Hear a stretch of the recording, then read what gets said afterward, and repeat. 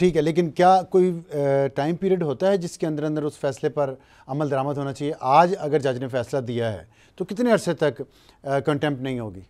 कोई इसका time limit है? कोई देखिए, कुछ फैसलों में तो अदालत बता देती है कि इतने अरसे में आप ये काम करेंगे, डायरेक्ट इंस्ट्रक्शन दे देती है। कुछ ऐसे जनरल फैसले होते हैं जिसपे फौरी अमल जरूरी होता है। जब एक दफा अदालत ने फैसला कर दिया कि ये मतलब है, तो उसके ऊपर फौरी अमल, जो एनआरओ के केसेस थे उसमें कहा कि आप मुकदमे खोलने शुरू कर दें, और वो फौरन आपने देखा कि जो पाकिस्तान के मुकदमे थे, सो इमीडिएट इफेक्ट होता है आमतौर पर जजमेंट्स का, अनलेस कि अदालत खुद टाइम दे दे। कई मसले ऐसे होते हैं जिसमें वो कहेंगे आप 1 महीने के अंदर ये काम कीजिए या 4 महीने के अंदर ये काम कीजिए। तो एनआरओ का जो फैसला था उसकी तो इमीडिएट इंप्लीमेंटेशन थी। सो ये इंप्लीमेंटेशन दिसंबर 2009 में होनी चाहिए थी। अब तो हमें 2.25 साल हो चुके हैं। आपने अपनी गुफ्तगू में कहा कि जानबूझकर, आपने जिस तरह बात की है ना, वो बड़ा सिंपल लग रहा है कि ये बनती नहीं है बात। एजाज हसन साहब की जो है कि मुद्दई जज नहीं बन सकता या फेयर ट्रायल नहीं हो रहा, उनकी दलील में बहुत वजन नहीं है, लगता ही है आपकी बात से।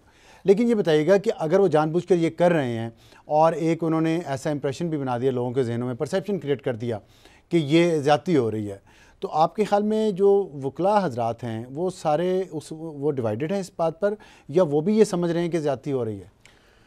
अफसार साहब देखिए, कानूनी इश्यूज़ के ऊपर तो हमेशा डिवाइडेड ओपिनियन होता है, ठीक है, और किसी का कोई भी ओपिनियन हो सकता है। एतजाज़ साहब को बिल्कुल हक है कि वो अपनी इंटरप्रिटेशन करें आर्टिकल 10A की, और फिर ये अदालत का इख्तियार है कि वो उनकी इंटरप्रिटेशन माने या ना माने। मैं इस पर्सपेक्टिव से कह रहा हूँ कि जो अदालती प्रोसेस डिले किया जाता है या डिले होता है, उसका एक फरीक को, उन प्रोसीडिंग्स के किसी एक फरीक को फ़ायदा होता है। इन केसेस के अंदर प्राइम मिनिस्टर का इंटरेस्ट है कि वो डिले करें इन प्रोसीडिंग्स को। ठीक, इस वजह से हमने देखा कि उन्होंने अपील की भी बात की। वो पहले जब शो कॉज इशू हुआ तो वो अपील में लेके गए, फिर वापस आ गया ये मसला। अब वो कह रहे हैं कि आप इसकी इंप्लीमेंटेशन की, इस ऑर्डर की बात ना करें जब तक आप कंटेम्प्ट का फैसला नहीं करते। फिर वो ये भी कहते हैं बीच में कि इसे हाई कोर्ट भिजवा दें ताकि मैं फिर सुप्रीम कोर्ट आ सकूं। वो ये भी कहते हैं कि अगर हमारे खिलाफ फैसला हो तो हम इसकी अपील भी करेंगे, हम रिव्यू भी करेंगे। तो नजर आ रहा है कि प्राइम मिनिस्टर का लीगल इंटरेस्ट है डिले करने में, और पॉलिटिकल इंटरेस्ट है कि वो इस चीज के ऊपर एक ब्रवाडो कर सकें लोगों के सामने कि मैं अपनी पार्टी और प्रेसिडेंट के साथ खड़ा हूं और मैं ये खत नहीं लिखता। तो आपका मतलब है कि जो जानबूझकर किया जा रहा है उसके सियासी मकासद भी हैं और कानूनी मकासद भी हैं? जी। और इसी की वजह से आप समझ रहे हैं कि इदारों के दरमियान जो आप समझ रहे हैं कि एक झगड़ा भी खड़ा होगा, नुकसान भी होगा इदारों को? अफसार साहब देखिए, जब आप ये कहते हैं कि जुडिशरी और पार्लियामेंट हेड टू हेड है, वो ये कह रहे हैं ना पार्लियामेंट में भिजवा दें, तो लोगों के दिमाग में ये बात आती है कि शायद जुडिशरी कोई ऐसा काम कर रही है जो पार्लियामेंट को करना चाहिए। दूसरी बात वो ये कहते हैं कि जी डेमोक्रेसी कमजोर होगी। सो उनकी दलील से ये लगता है कि रूल ऑफ लॉ और डेमोक्रेसी जो है वो कंपीटिंग वैल्यूज हैं, एक दूसरे के खिलाफ हैं, जबकि बात ऐसी नहीं है। जो आर्गुमेंट वो ले रहे हैं उससे डेमोक्रेसी को भी नुकसान हो रहा है, उससे रूल ऑफ लॉ को भी नुकसान हो रहा है, उससे पार्लियामेंट्री जो स्ट्रेंथ है उससे भी, और जुडिशल इंडिपेंडेंस, इन तमाम चीज़ों को इनकी दलील की वजह से नुकसान हो रहा है। और इसका फ़ायदा खाली मकसद क्या है कि एक प्रेसिडेंट साहब के खिलाफ किसी तरह से कोई प्रोसीडिंग। आप प्रेसिडेंट साहब की आपने बात की है, यहाँ पे बात आ जाती है इस्तिस्ना की। इस्तिस्ना की बात इस पूरे केस में क्यों नहीं हो रही, और क्यों ज़रूरी है कि इस्तिस्ना जिसको हासिल है वो कोर्ट में क्यों जाए ये इस्तिस्ना लेने के लिए? अफसार साहब ये बात होनी चाहिए थी अगर हुकूमत करना चाहती थी एनआरओ इम्प्लीमेंटेशन केस में, लेकिन उस वक्त भी वो समझते थे और आज भी वो समझते हैं कि बहरहाल आइन की इंटरप्रिटेशन का इख्तियार अदलिया के पास है। तो वो इस मसले में, जिसमें अदलिया, और उसमें मुख्तलिफ वजूहात हो सकती हैं, अदलिया ने खाली इतनी बात कही कि आप ख़त लिखिए कि जो हमारी सिविल पार्टी और हमारा म्यूचुअल असिस्टेंस का अग्रीमेंट था जो ख़त्म कर दिया गया वो ख़त्म ना हो। अब जब अगर ये इस्तिस्ना की बात करेंगे कि इसका मतलब प्राइम मिनिस्टर प्रेसिडेंट के खिलाफ प्रोसीडिंग्स करना है, अदालत ये कह सकती है कि खाली प्रेसिडेंट उन प्रोसीडिंग्स में इन्वॉल्व नहीं थे, उनके अलावा भी लोग इन्वॉल्व हैं, उनकी हद तक चलना चाहिए। वो ये भी कह सकते हैं कि हमें प्रेसिडेंट की कन्विक्शन से मतलब नहीं है, हमें उस पैसे से मतलब है जो पाकिस्तान से गया। वो ये भी कह सकते हैं कि जो पाकिस्तान का स्टेटस है उन प्रोसीडिंग्स में वो क्रिमिनल नेचर का नहीं है, वो सिविल नेचर का है, क्योंकि हम तो पैसे वापस लेने की बात कर रहे हैं। सो इस वजह से जो इस्तिस्ना है, जो क्रिमिनल प्रोसिक्यूशन और क्रिमिनल ट्रायल के अगेंस्ट है, वो इधर अप्लाई नहीं करती। लेकिन चूंकि ये इख्तियार जुडिशरी के पास है, इस वजह से वो मेरे अंदाजे में वो ये बात नहीं रेज करना चाहते कि कहीं ऐसा ना हो कि जुडिशरी इसकी इंटरप्रिटेशन कर दे और अवाम में जो बात हो रही है, क्योंकि अभी तो सियासी गुफ्तगू वो सारी इस्तिस्ना की करते हैं और अदालत के अंदर वो गुफ्तगू खाली लीगल टेक्निकलिटी की करते हैं। ये बताइएगा कि क्या अदालत के पास ये इख्तियार नहीं है कि ये सारा केस पार्लियामेंट को भिजवा दें?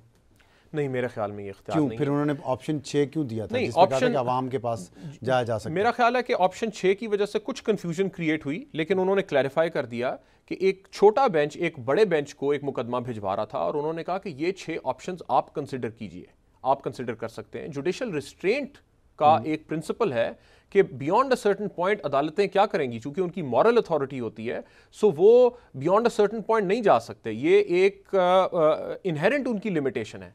इसलिए उन्होंने अपने आप के लिए ये एक बात कही, उसमें कहीं ये जिक्र नहीं था कि ये पार्लियामेंट को भिजवा दिया जाए। देखिए, आइन की इंटरप्रिटेशन अदालत का काम है और हमारे आइन के अंदर कोई मैकेनिज्म ऐसा नहीं है कि अदालत इंटरप्रिटेशन के लिए कोई चीज पार्लियामेंट को भिजवा ठीक, दे। ये बात सही है जो आपकी। मैकेनिज्म है वो दूसरी तरह से फ्लो करता है। लेकिन झगड़ा इस बात पे हो रहा है कि सदर को इस्तिस्ना हासिल है। बात तो इस पे हो रही है ना, वो कह रहे हैं, वज़ीर आज़म कह रहे हैं कि अगर आइन में ये शिक निकाल दें तो मैं भिजवा देता हूं, और आइन में शिक पार्लियामेंट निकालेगी। वो ये कह रहे हैं कि वो अस्यूम कर रहे हैं कि जो आइन की शिक है उसका मतलब ये है कि हम खत नहीं लिख सकते। अदालत तो इसके बरक्स बात कह चुकी, और अदालत के सामने वो ये डिफेंस भी नहीं ले रहे हैं। वो खाली ये कह रहे हैं कि आर्टिकल 248 निकाल दें। क्या आर्टिकल 248 रोकता है आपको खत लिखने से? इस चीज की तो अभी तक निशानदेही अदालत ने नहीं की। सो वो अदालत के सामने ये बात नहीं लेना चाहते, इस चीज की अपनी इंटरप्रिटेशन अदालत के ऊपर इंपोज करके ये कहना चाहते हैं कि मैं खत उसी सूरत में लिखूंगा कि आर्टिकल 248 आइन से निकल जाए। पेचीदा मसला लग रहा है थोड़ा सा। क्या आप समझते हैं कि ये पेचीदगी कल से जो केस दोबारा शुरू हो रहा है उसमें ये दूर हो जाएगी या कुछ दिन और लगेंगे? अफसार साहब, बड़ी सिंपल बात है कि क्या आइन की तशरीह अदालतें करेंगी या क्या आइन की तशरीह प्राइम मिनिस्टर्स करेंगे या एग्जीक्यूटिव ऑर्गन्स करेंगे? ये इतनी सिंपल सी बात है और इसे दुश्वार बनाया जा रहा है और लोगों को इस पर कंफ्यूज किया जा रहा है। अगर हम ये बात तस्लीम कर लें कि प्राइम मिनिस्टर के पास इख्तियार है कि वो आइन की तशरीह करेंगे इर्रिस्पेक्टिव कि अदालतों ने उसकी क्या तशरीह की, तो हमारा सारा आइनी ढांचा खत्म हो जाएगा। जो इंडिपेंडेंस ऑफ जुडिशरी का और जो आइन की तशरीह का हमने पूरा एक मैकेनिज्म बनाया हुआ है वो सारे का सारा खत्म हो जाएगा।